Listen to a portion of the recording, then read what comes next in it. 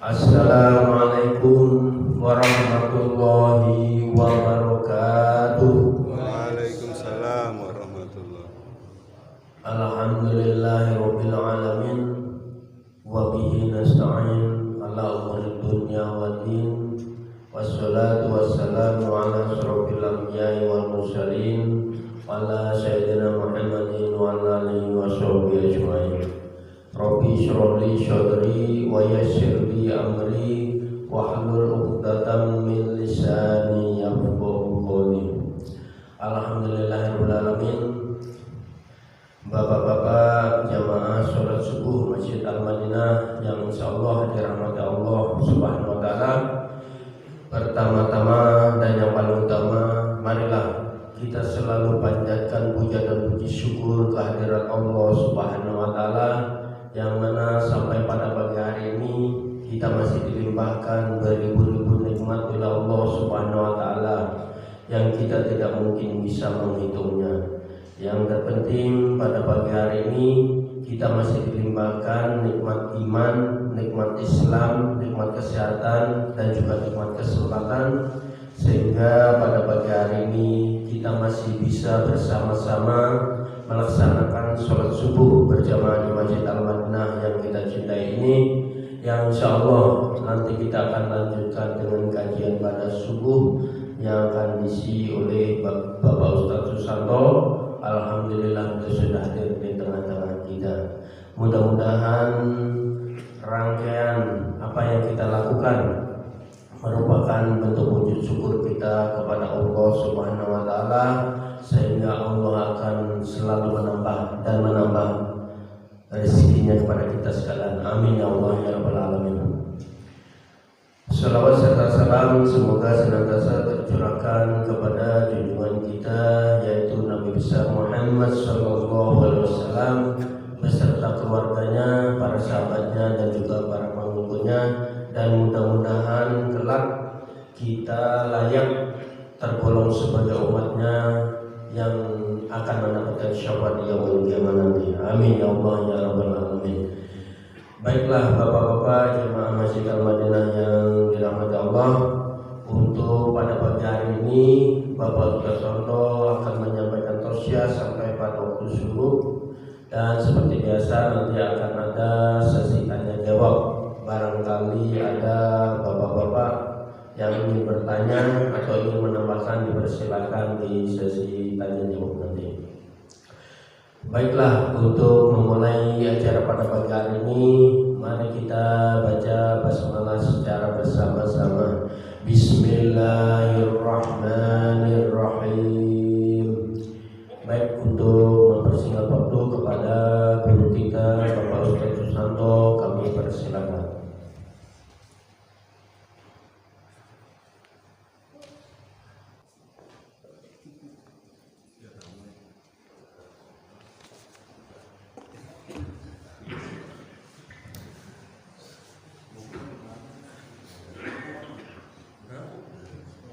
Bismillahirrahmanirrahim. Assalamualaikum warahmatullahi wabarakatuh.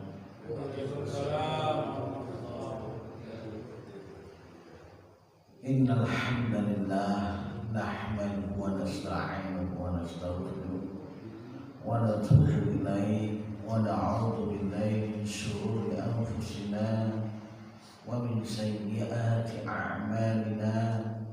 Man yahdihillahu fala mudilla lahu wa man yudlilhu fala hadiya lahu. Asyhadu an la ilaha illallah wahdahu la syarika lahu wa asyhadu anna Muhammadan 'abduhu wa rasuluh alladzi la nabiyya ba'dahu. Amma ba'd. Faqala Allah ta'ala fi kitabil aziz, a'udzu billahi minasyaitonir rajim. Faman yakfur bit-taghuti wa yu'min billahi faqad istamsaka bil 'urwatil wuthqa la infisama laha.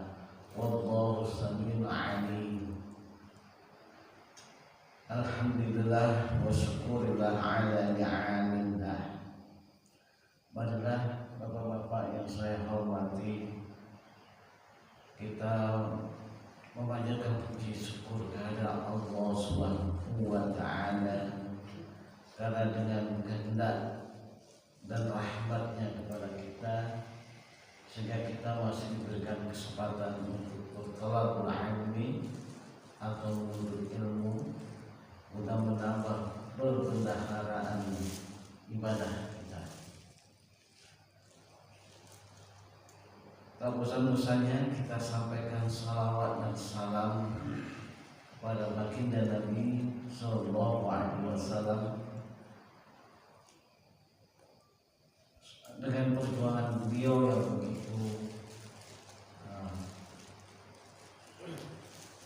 kuat, begitu sangat mengorbankan air mata dan darah sehingga kita dapat mengenyam al-Islam sebagai suatu ajaran keyakinan kita dan tidak memilih yang lain. Inna dina 'indallahi al-Islam. Wa may yabtaghi ghayra al-Islam dinan falan yuqbala minhu wa huwa fil akhirati minal khasirin. Sesungguhnya din atau sistem kehidupan yang lengkap buat manusia tidaklah lain hanyalah Islam yang benar, dan agama-agama yang lain itu tidak dipilih oleh Allah, tidak dijadikan sebagai sebuah kebenaran. Agama atau sistem kehidupan yang sempurna adalah al-Islam. Itulah keyakinan kita yang mesti harus ditanamkan di dalam jiwa kita, karena al-Islam itu adalah suatu ajaran yang begitu utuh, dengan landasannya adalah tauhid. Bapak-bapak yang saya hormati, jamaah Masjid Al-Madinah, semoga kita pada hari ini mendapatkan satu nikmat pemahaman tentang tauhid. Kita sudah beberapa kali pertemuan. Tentunya ada sesuatu hal yang bisa dijadikan sebagai renungan kita sebagai umat yang meyakini din ini. Din bisa diartikan sebagai suatu sistem kehidupan, sistem yang mengatur, yang mengarahkan kita kepada kebenaran dan beribadah kepada Allah Subhanahu wa Ta'ala. Kalau yang disebut itu adalah sistem, makanya dia merupakan ajaran yang mengikat kita. Kita tidak bisa terlepas dari sistem itu. Kalau kita terlepas dengan ikatannya yang ditauhid, tentunya kita berada di luar pusaran Islam. Inilah pengetahuan tentang tauhid adalah satu nikmat yang terbesar buat kita, supaya kita terhindar dari syirik, dari keluarnya kita dari Islam, pusaran Islam. Makanya pengetahuan tauhid bukan sekedar pengetahuan, tapi dia satu amalan batin yang harus kita praktikkan. Amalan batin, fikih amalan zahir, ya, fikih. Itu kira-kira. Para jamaah sekalian, kita mendapatkan referensi yang mungkin bisa jadi di kalangan kita ada yang berbeda. Tapi perbedaan itu hanya prinsip, tapi dalam segi pembahasan. Kalau pada umumnya kajian tauhid yang disampaikan oleh para asatid itu masuk kepada Asy'ariyah, wujud qidam maqam, mukhalafatun lil hawadis, qudrat iradat dan sebagainya. Dan itu untuk sementara ini saya hindari karena bukannya tidaklah sistematik, tidak bagus ya. Artinya kita akan masuk ke atau terjerembab dengan perdebatan filosofis tentang tauhid. Kalau ini amalan batin dan amalan zahir yang mestinya terwujud tauhid. Ya. Sifat 20 itu punya suatu karakter yang begitu dalam sehingga penerjemahannya begitu panjang.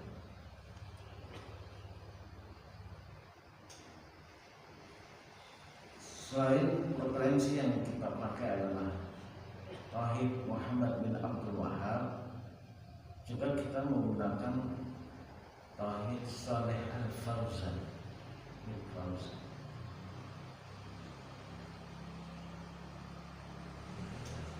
Kemarin kita sudah membahas tentang tidaklah kita mulai berlebihan dalam urusan penghormatan kepada orang-orang soleh. Kalaulah kita berlebihan, kita akan masuk kepada atau terjerembab kepada pengkultusan individu. Itu sangat dilarang sekali, dan kita akan bisa terjebak juga kepada kesyirikan. Kultus individu seperti apa kata-kata? Kalau pada masa Yahudi, masa umatnya Nabi Musa, Ibrahim, itu mereka sangat mengikuti orang-orang yang tadinya dianggap soleh. Akhirnya mereka membuat patung orang-orang soleh itu, kemudian disembah. Ini dari generasi ke generasi. Generasi awal mungkin bisa menjaga, generasi berikutnya lemah atau terputus penjelasan keberadaan patung. Ini kan ya, kita bisa lihat tokoh-tokoh membuatkan patung, itu satu hal yang sudah tradisi kalangan budaya peradaban satu bangsa. Patung misalnya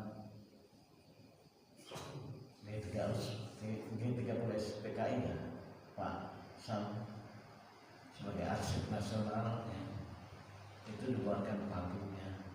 Kita generasi kita ngerti itu pahlawan dan revolusi.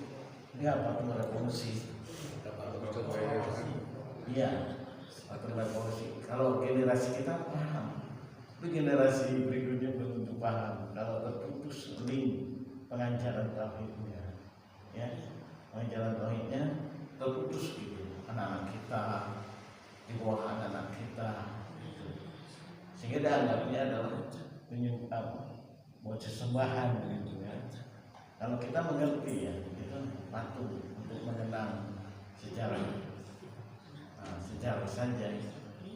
Tapi kalau buat generasi berikutnya belum tentu. Walau ada besar, karena dalam sejarah para nabi pun juga berhadapan dengan pertentangan ini, tauhid.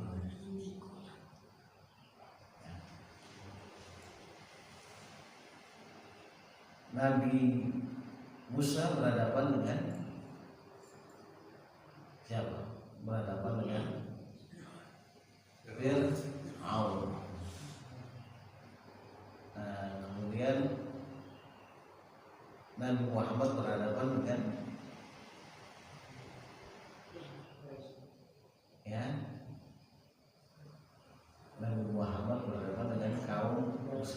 Mekah. Kemudian mereka menyembah berhala. Berhala itu diletakkan di sekitar Ka'bah. Sebetulnya untuk pemahaman rububiyah ini, rata-rata mereka itu mengetahui bahwa yang menciptakan alam semesta ini adalah Allah, Tuhan semesta alam. Tapi mereka persekutukan Allah dengan patung-patung itu. Dan ironisnya, patung-patung itu adalah orang-orang soleh, gambaran orang-orang soleh. Ini panjang ini sekitar Ka'bah. Lata dan Uzza Manat, ada 3. Itu Lata, Uzza, Manat itu kemungkinan adalah seseorang yang dianggap soleh. Ya. Kemudian pada masa Nabi Nuh juga siapa kemarin itu di dalam surah An-Nuh, yakni Suwa'au wa Yabus wa Ya'uq, itu nama-nama orang soleh pada masa Nabi Nuh. Itu juga demikian.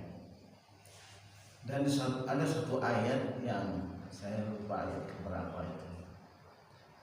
Ayat itu menginformasikan kepada ittakhadhu akhbarahum wa ruhbanahum arbabam min dunillah.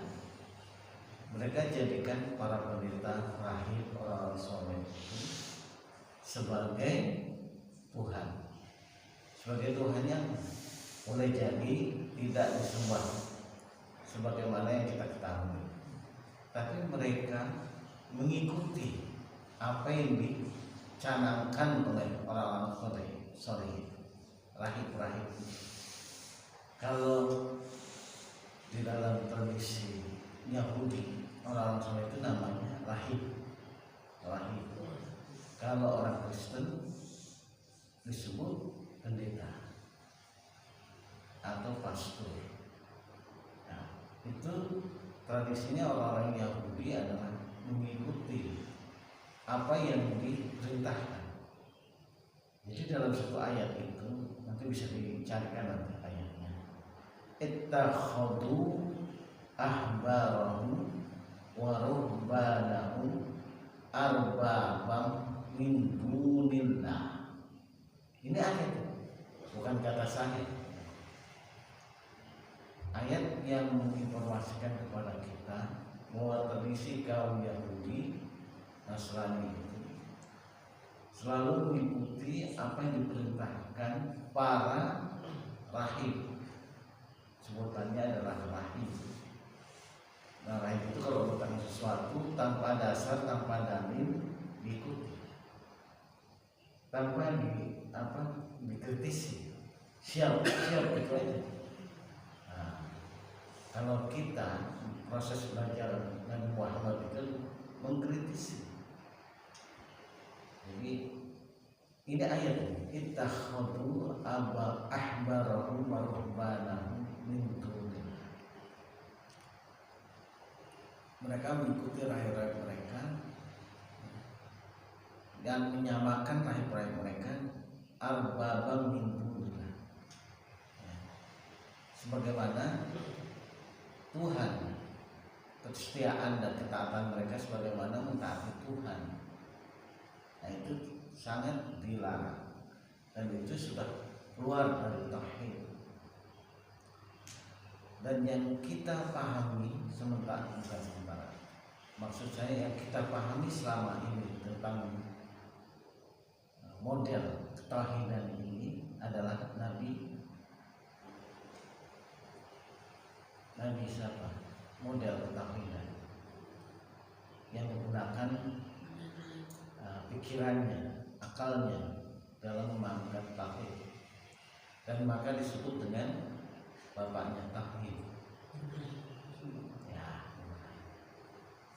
Dan Ibrahim itu dia berpikir dengan keras tentang keberadaan atau eksistensi Tuhan Allah. maka dia temukan eksistensi Tuhan itu pada diri. Aku hanya menyembah Rob atau Tuhan yang menguasai alam semesta ini. Nah, itu saja. Dan Nabi Ibrahim dinobatkan sebagai bapaknya para nabi, bapak keturunannya, anak-anaknya semua menjadi nabi dan rasul. Dan ini suatu penegasan bahwa penegakan tauhid itu sudah ada sejak zaman Nabi Adam sampai Nabi Nuh, ya, dengan jarak atau rentang waktu yang begitu panjang dan dari generasi ke generasi, sehingga sampai mereka terjerembab kepada pengkutusan orang soleh digambarkan dengan patung atau tertulis dalam sejarah mereka orang soleh itu. Maka Nabi Ibrahim menyebutnya adalah aku menyembah Tuhan yang menciptakan alam semesta ini. Kalau menyembah matahari hanya ada pada waktu siang, dan kalau menyembah bulan itu hanya ada pada malam hari. Maka kata Nabi Ibrahim itu tidak kekal. Maka pada akhirnya proses akhir dari pencarian tentang eksistensi Rob ini, dia menyatakan demikian: yang menciptakan aku, menciptakan alam semesta ini, ya. Kemudian kata Rob ini adalah sudah familiar di kalangan bangsa Arab dan sudah dipahami. Rob itu adalah Tuhan bla bla bla yang demikian. Itu di kalangan bangsa Arab. Semua meyakini bahwa alam semesta ini dalam konteks rububiyah Allah, Tuhan. Itu banyak ayatnya itu. Kalau kita bedah, itu ayat-ayat tentang bukti bahwa mereka meyakini tentang eksistensi Allah sebagai pencipta. Nah, kalau ditanya la yaquluna Allah, mereka menjawab Allah. Tradisi orang-orang Indonesia pun demikian. Kalau ditanya siapa Tuhan kamu, Gusti, ada yang berkata Gusti dengan bahasa daerahnya, Gusti Allah.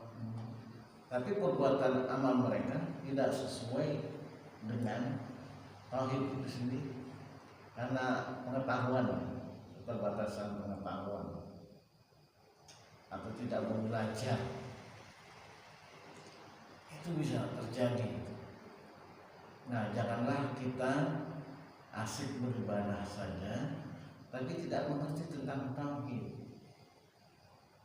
Sementara tauhid itu adalah fundament dasar kita di dalam beribadah kepada Allah. Kalau pemahaman tauhid kita ini salah, satu saja misalnya tadi yang disebut dalam satu ayat, ittakhadhu, mereka mengikuti, ikhtaru,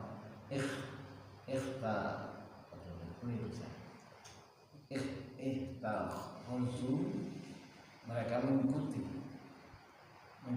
apa yang diperintah oleh para rahib-rahib mereka. Ittakhadhu, arbab, menjadi tandingan. Arbab itu tandingan sebagaimana Tuhan. Katakan mereka itu sebagaimana Tuhan, mentaati Tuhan, dan itu fatal dalam Islam.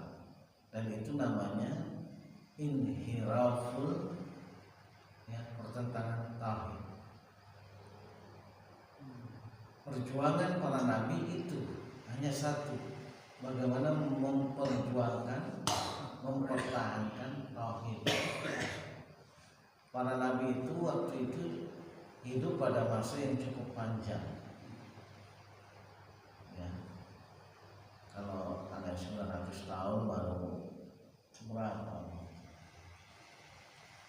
Kita kembali lagi, jangan sampai di dalam ibadah kita tercampuri kesyirikan. Salah satu yang kecil adalah tadi yang saya sebutkan, kita tidak kritis di dalam mengikuti perintah tentang, ya kalau sekarang ini di lingkungan kita sebut tokoh atau agamawan, nah, ini harus mendasarkan dengan ilmu perintahnya. Jangan kita ikuti saja dan kita bisa mengkritisi apa yang menjadi perintahnya.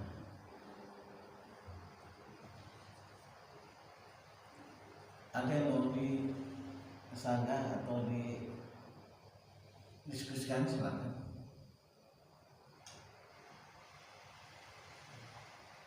Ittakhadhu ahbarahum wa ruhbanahum arbaban min dunillah.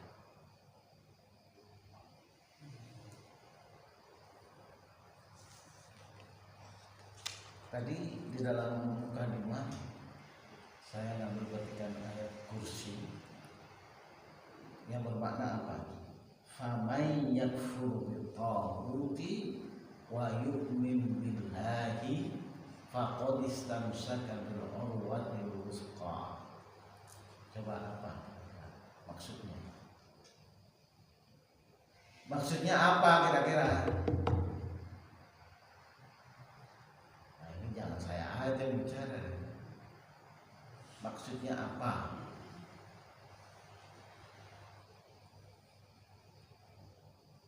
Famai, kalau letter-letternya itu kan famai, maka barang siapa famai yakfur, ingkar kepada tauhid itu, dan beriman kepada Allah, wa yu'minuna billahi faqad istamsaka, maka dia telah berpegang teguh pada tali Allah, ulul Allah. Jadi kembali kepada Islam. Islam itu mengandung sistem ikatan tauhid orang-orang yang berada di dalamnya. Yani untuk apa targetnya? Yang menjadi target apa? Famay yakfur bi-taghuti wa yu'min billahi faqad istamsaka bil urwah. Kita sering itu kan baca zikir itu ya, dipahami, baca aja, kita tidak paham, jadi kosong, tidak bermakna bacaan kita. Kita pahami, famay yakfur bi-taghuti, itu target yang kita capai di dalam mempelajari tauhid, sehingga Nabi Ibrahim katakan kepada anaknya, inni bari'un mimma ta'budun. Itu ayat itu. Sesungguhnya aku berlepas diri atau tidak bertanggung jawab kepada kalian jika kalian tidak bertauhid. Inni bari'un mimma ta'budun, terhadap apa yang kamu sembah. Jadi turun-temurun kita punya keturunan, kita sampaikan, kita menyembah hanya kepada Allah dan ajarannya adalah Rasulullah Muhammad. Tradisi-tradisi itu tidak penting. Tradisi maksudnya ajaran-ajaran adat istiadat tidak begitu penting kita ketahui. Tapi kita ketahui penting untuk menghindari tradisi-tradisi itu. Kadang-kadang kita kalahkan ajaran agama untuk hanya sekedar tradisi. Kita ini semua mengalami itu dengan kebodohan kita masing-masing. Jadi lebih mengutamakan tradisi daripada tauhid. Tradisi tauhid kita nggak tahu. Misalnya dulu itu ada itu orang tua itu ngajarin kalau bangun rumah pasang padi kalau sampai atas kan, ini kuda-kudanya dipasangkan padi, maksudnya apa? Terus kalau nikah injek telur gitu, nyaman Ustaz Mahar nih galak iya, itu baca tradisi yang kita ikuti aja dan kita tidak berani menolak. Saya ngalamin itu, gak berani menolak. Kalau ngubur ari-ari pakai di situ aku jahitan benang, jarum, kemudian peniti macam-macam loh pokoknya. Ya tradisi kita orang Jawa ini itu kesalahan yang besar tuh, mohon ampun kita. Makanya sekarang ini selagi masih hidup kita diberikan nikmat kehidupan, kita hargai betul kehidupan itu untuk menyempatkan diri, banyak istighfar dari pengetahuan yang kita tidak tahu, dari kebodohan kita sendiri, itu mesti kita istighfar supaya apa yang pernah kita lakukan salah itu diampuni oleh Allah. Banyak istighfar, pengetahuan kita begitu banyak. Saya semenjak mengkaji kitab Tauhid Wahabi baru saya tinggalin. Saya tinggalkan, salah nih saya. Ya orang Jawa, orang tua itu ngajarin ada ngubur itu pakai apalah, ditulis sama potlot ya, pensil, pena, supaya anaknya pintar. Apa hubungannya ngubur ari-ari dengan itu, anak kembang atau apa dengan tahan? Nah, kita banyak-banyak beristighfar dengan kebodohan kita sendiri. Nah, kita terjebak dalam hal-hal tradisi yang tidak diperkenankan oleh Allah dan Rasul. Nah, kalau kita tahu Saleh Al-Fauzan itu mirip dengan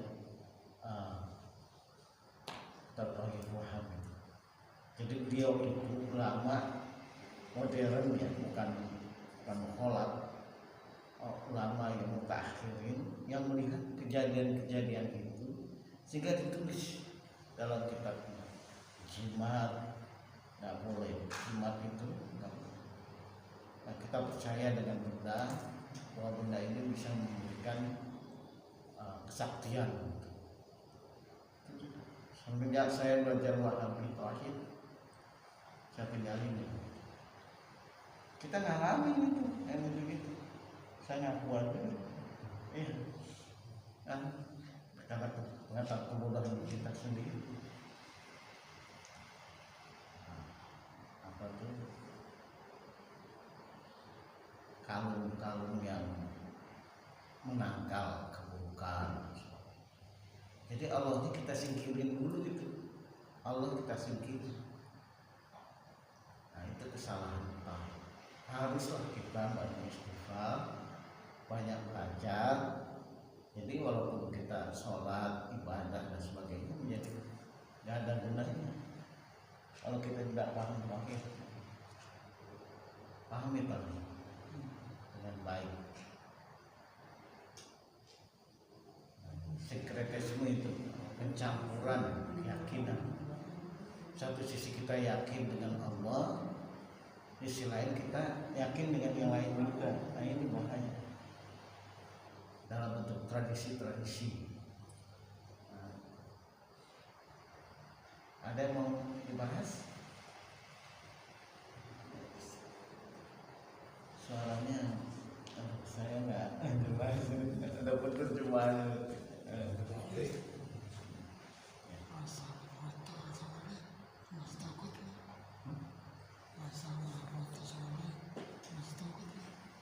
Orang sana masih takut. Ya, dulu.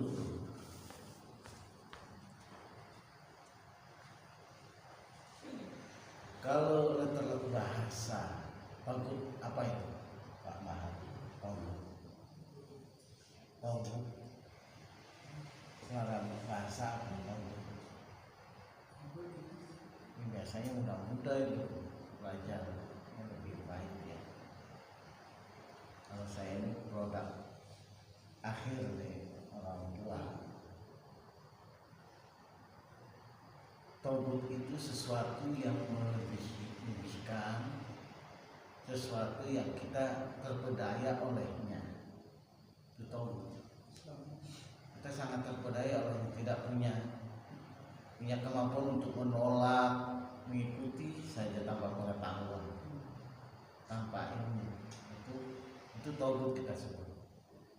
Atau figurnya adalah setan, figurnya setan yang sangat menjadi musuh tauhid.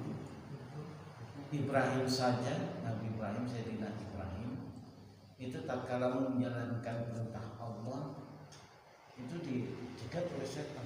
Janganlah kamu menyembelih anakmu, masa baru mau remaja mau disembelih, untuk menghalangi perintah Allah. Makanya ada lontar jumroh kan? Itu melontar setan.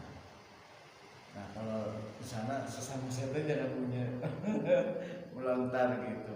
Kalau dia bisa ngomong gitu, udah sesama setan jangan dulu, lempar aja.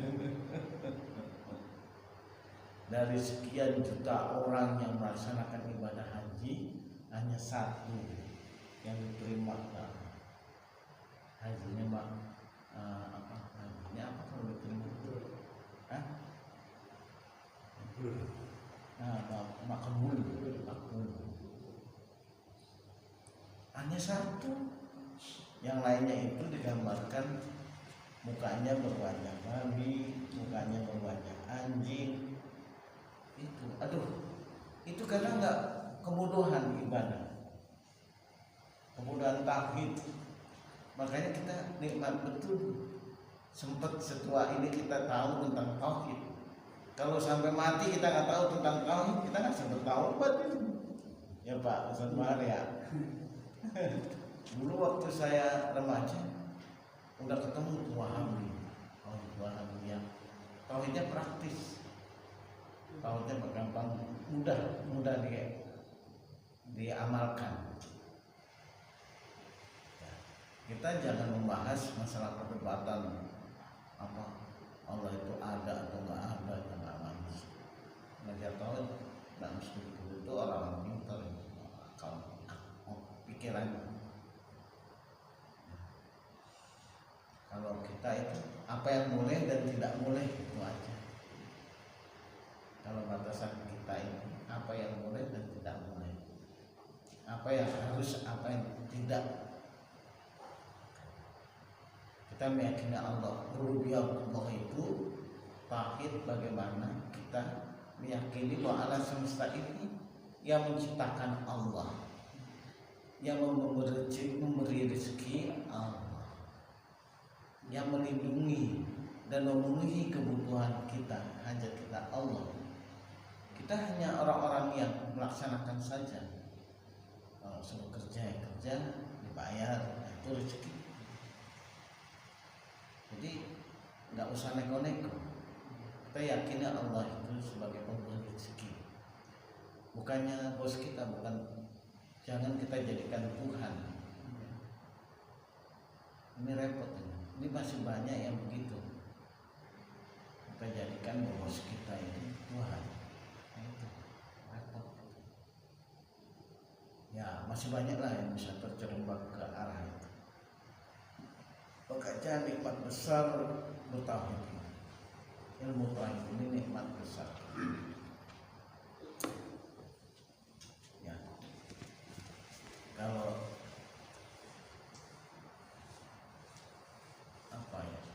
jadi rububiyatullah, kemudian uluhiyatullah. Uluhiyatullah itu adalah kita mentauhidkan Allah dalam aspek ibadah kita. Ibadah, salat karena Allah, kesadaran karena Allah perintahkan. Allah adalah sesuatu perintahkan. Bukan karena ustaz, bukan karena saya, bukan karena ustaz-ustaz yang menuntut itu karena Allah. Ya. Kita sholat, kita berzikir, kita berpuasa. Para ustaz itu hanya menyampaikan, mengingatkan kita. Sebentar lagi kita menghadapi Ramadan. Ini bulan Ramadan. Nikmat besar kita mudah-mudahan bisa kita sampai ke Ramadan berikut. Nah, disitulah kita tumpahkan kesalahan, dosa, yang pengetahuan kebodohan kita. Ya. Kita ini, ya saya mau usah kaleng-kaleng ya, nggak tahu Pak. Istilahnya nggak betul luas. Sudah. Kalau bicara dengan ustaz-ustaz yang sudah dalam ilmunya, kita akan lebih banyak lagi informasi. Kita bisa lagi banyak informasi. Dan kita bisa menjalani sepanjang hayat kita. Mudah-mudahan akhir kehidupan kita adalah akhir yang baik. Husnul khatimah. Husnul khatimah. Saya udah masuk 58 tahun Februari. Siapa yang sudah 58 tahun? Masalah itu pengabdian. Masalah pengabdian. Iya, pengabdian pada bangsa dan negara. Di DKI ya. Iya. Katanya mau ditambah 59 ya. Saya sudah nggak termasuk Pak Sam 59. Ya, muda ini masuk kehidupan presiden 59 tahun. Kan masih tahun. Tapi saya walaupun sebagai manusia ya ada sih galaunya sedikit gitu. Cuma saya coba harus bersandar kepada Allah. Jangan sampai kita galau dan apa yang belum terjadi pada diri kita. Kita galau kepada sesuatu hal yang sebetulnya material. Kita galau itu kalau Allah jauh kepada kita atau kita jauh pada Allah. Jangan sampai. Kalau soal rezeki, insya Allah Allah sudah lagi atur. Ya. Ini juga ini orang yang di Al-Madinah ini belum banyak pensiun Pak Ustadz Tri ya. Ustadz Bahar mah nggak ada pensiunnya nih. Panjang hayatnya kerja dakwahnya. Yang pegawai perusahaan ini Pak Ikhwani udah selesai. Tapi alhamdulillah di raut mukanya itu cerah, nggak ada susah juga. Nah, Pak ini Pak siapa lupa? Umar. Pagi itu udah goes. Umar. Setan lawan Umar ya. Pedangnya nggak dibawa. Ini pedangnya situasinya damai. Ya, Pak Jumadi, saya. Tapi mereka itu, saya mau mencontoh mereka. Mereka bisa tenang, bisa tertawa, bisa senyum. Tahu kalau saya ini, ya itu, ya ini suatu kenyataan hidup ya. Biasa megang duit agak turun tipis. Ya, itu kan yang real ya kayak gitu. Biasanya begitu orang pensiun itu. Penting ini rumah udah lunas. Itu punya gitu. Yang penting masih ada pensiun. Kandang ya Pak Tarno nggak ada pensiun, tawa pokoknya senang ceria. Ibadahnya mantap. Saya mencontoh bapak yang sudah dulu menghadapi masalah ketiadaan pekerjaan, perusahaan.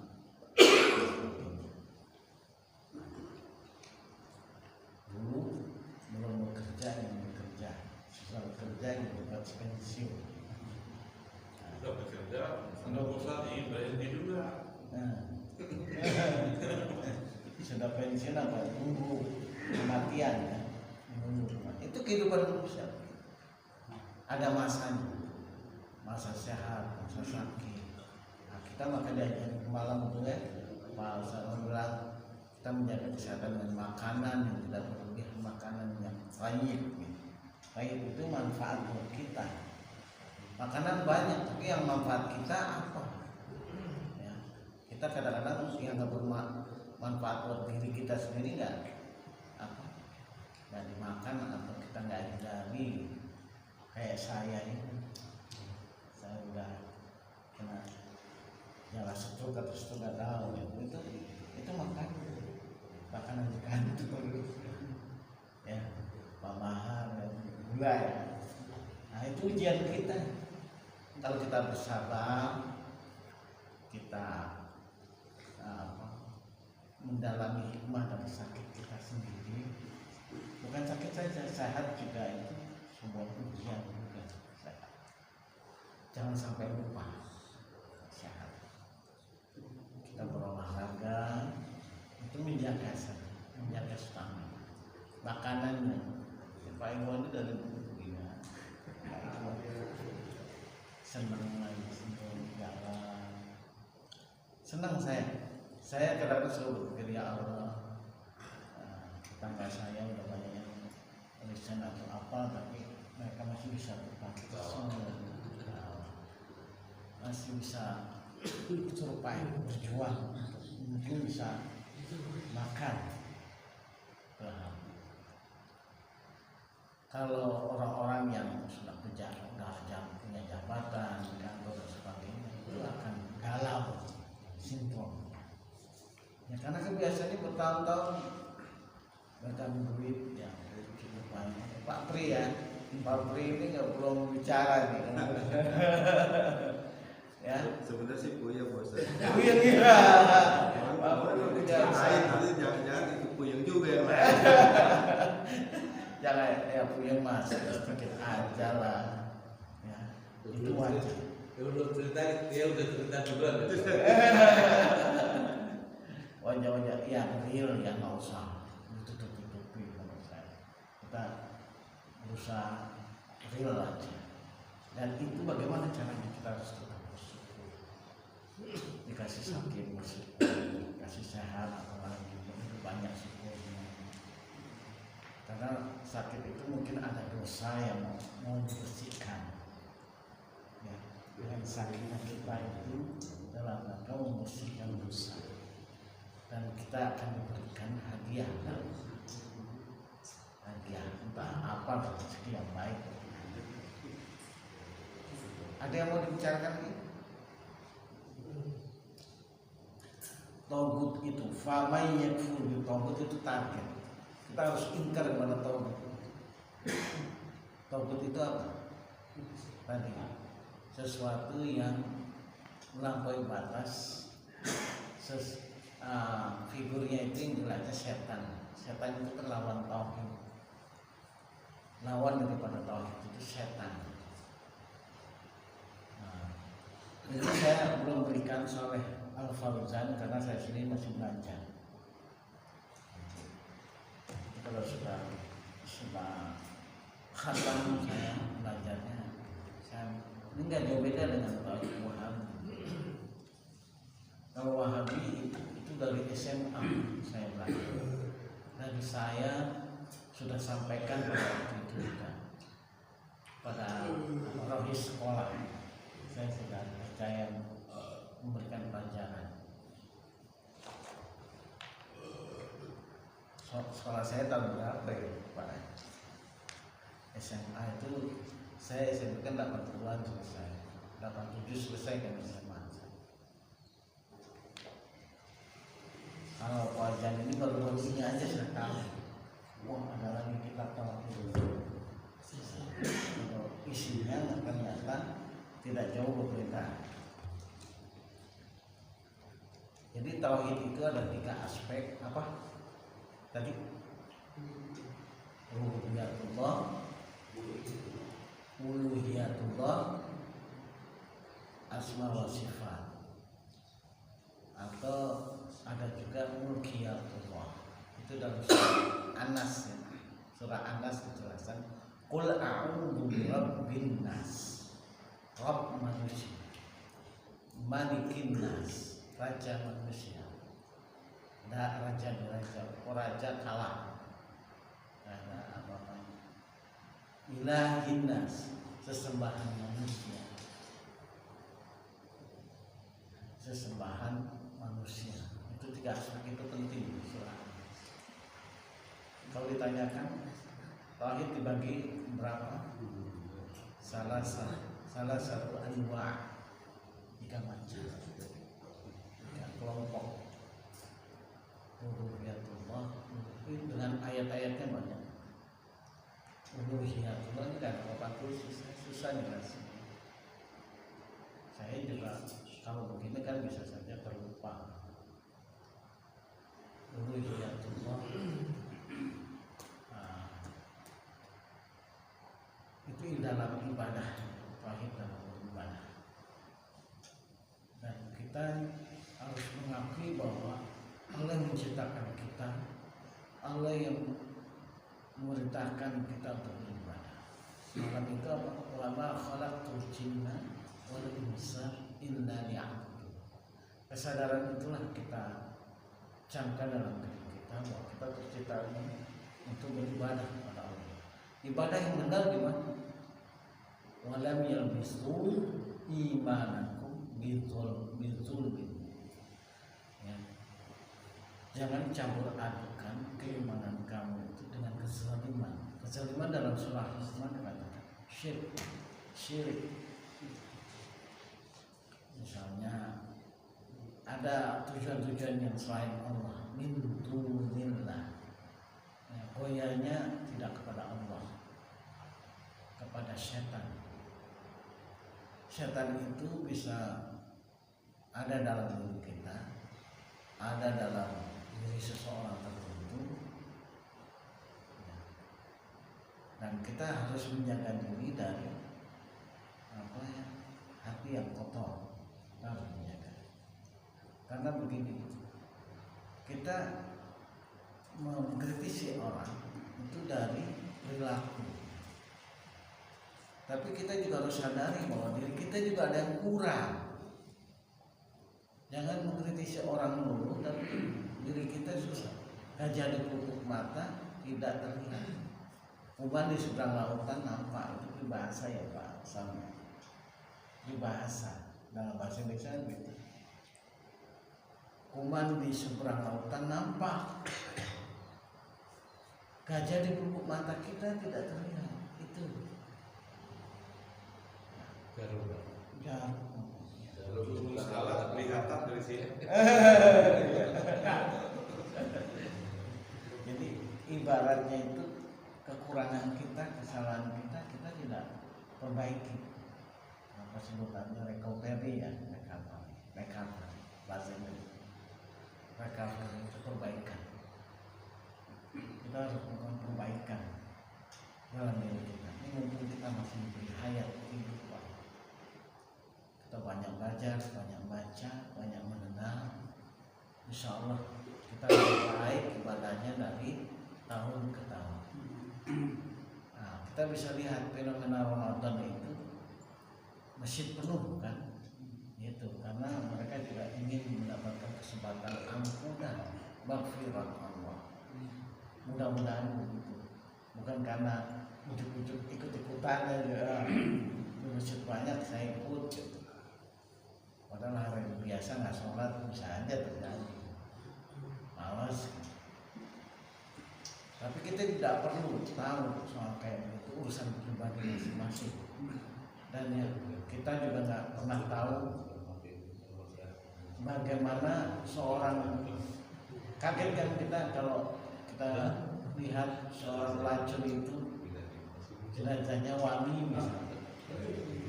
Bingung kan seorang pelacur kok wangi, katanya dia udah melakukan perbaikan keimanan dan tobat. Jadi jangan sampai kita menilai orang yang berlebihan. Kita sendiri dulu. Undur ma qala wala tandur man qala. Jadi kalau kita lihat orang itu jangan dari figur atau sosoknya, tapi apa isi materi yang disampaikan. Mundur makola, apa yang disampaikan, bukan mundur makola, siapa yang menyampaikan. Kalau siapa yang menyampaikan, kita akan terbawa kepada situasi terjerumusnya kita kepada tauhid dan juga. Ya. Jadi siapapun yang benar tidak mesti dari mulut seorang yang kuliah S-nya banyak gitu. Atau orang biasa-biasa aja, orang-orang miskin bisa saja berkata benar. Ya, balighu anni walau ay. Kita hargai, saling menghargai, saling menghormati, saling sadar dengan kelebihan dan kekurangan kita. Sehingga kita terjadi namanya kerjasama. Kalau semua orang merasa lebih baik, lebih pintar, ntar kerjasamanya kurang. Ya, perintah dulu itu biasa. Kalau orang yang merasa lebih merintah daripada kerja. Ya. Jadi sama-sama ketua, anggota, ustaz, jamaah semua kerjasama. Waktunya ngepel kita ngepel, waktunya bersihin kaca. Nabi kan begitu. Coba kita lihat pada waktu peristiwa membuat parit satu peperangan, Nabi juga maju, nggak nyuruh-nyuruh aja, ayo kamu maju, nah, turun, maju, punya kekuatan yang luar biasa seorang Nabi. Jadi ada, kalau istri jangan ikutin ya, itu urusan Nabi ya. Istri jangan ikut. Oh sudah Nabi katanya. Kali ini terkait tadi izinin. Oh udah diizinin. Yang kedua tadi. Ya, oh sudah Nabi mana ikut. Jangan tuh nggak boleh tuh yang khusus Nabi 9 khusus syariat yang sudah disyariatkan bagi umat untuk Nabi saja. Nah itu kira-kira udah masuk surga Pak.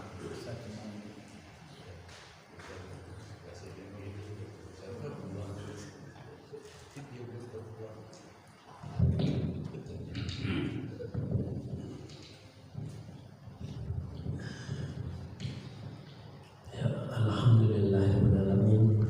Demikian tadi tausiah dari guru kita Bapak Ustadz Susanto. Mudah-mudahan apa yang disampaikan bisa menambah keimanan dan ketakwaan kita kepada Allah Subhanahu wa taala, serta bisa menambah wawasan kita dalam menjalani kehidupan di dunia ini maupun di akhirat. Amin Allah ya rabbal alamin. Baik, karena waktu sudah surut, nanti barangkali ada pertanyaan boleh dilanjut setelah sesi ini ya. Baik, mari kita tutup dengan bacaan alhamdulillah. Alhamdulillahirabbil alamin. Subhanakallahumma wa bihamdika asyhadu an la ilaha illa anta astaghfiruka wa atubu ilaik. Kurang lebihnya saya mohon maaf. Billahi taufiq wal hidayah. Wassalamualaikum warahmatullahi wabarakatuh.